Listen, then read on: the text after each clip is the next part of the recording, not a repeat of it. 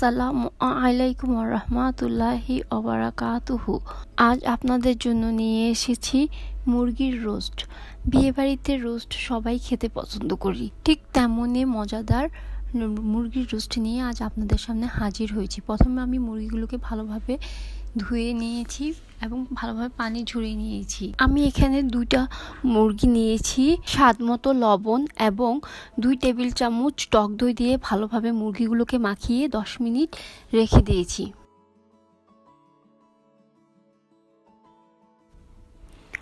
কড়াইতে তেল ভালোভাবে গরম করে মুরগিগুলোকে এক এক করে নেড়ে নেড়ে ভেজে নিব।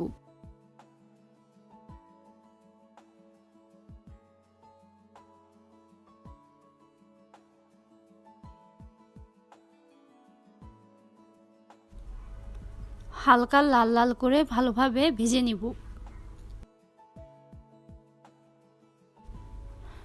মজাদার সুস্বাদু নতুন নতুন রান্নার রেসিপি পেতে আমাদের পাকশিল্প চ্যানেলটিকে সাবস্ক্রাইব, লাইক, কমেন্ট করে আমাদের সাথে থাকুন।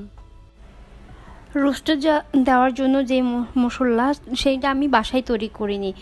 সামান্য জয়ত্রী, সামান্য একটু জয়ফল, 4-5টা কিশমিশ, 2টা এলাচ, সামান্য একটু দারচিনি ও শাহি জিরা কাঁচা বেটে নিব।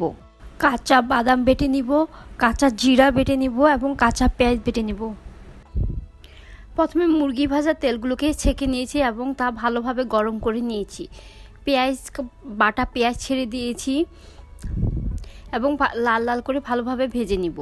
পেঁয়াজ ভাজা হলে তাতে সামান্য একটু রসুন, সামান্য একটু আদা, সামান্য একটু কাঁচা জিরা বাটা, 1 টেবিল চামচ পরিমাণ কাঁচা বাদাম বাটা, 1 চা চামচ পরিমাণ বেটে রাখা রোস্ট মশলা, 1/2 কাপ পরিমাণ টক দই, 1 কাপ পরিমাণ সস আমার নিজের তৈরি করা, 2 চামচ মরিচের গুঁড়া সুন্দর কালার হওয়ার জন্য, 1/2 কাপ পানি, 4-5টা এলাচ, 1 আঙ্গুল সমান 2-3টা দারচিনি। ভালোভাবে মিডিয়াম আঁচে নেড়ে নেড়ে কষাবো।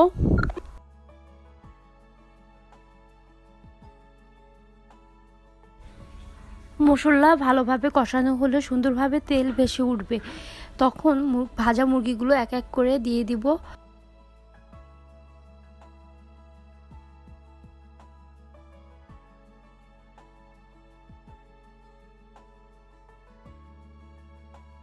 এবং আস্তে আস্তে নেড়ে ভালোভাবে মশলাগুলোকে মুরগির মধ্যে ডুবিয়ে দিব।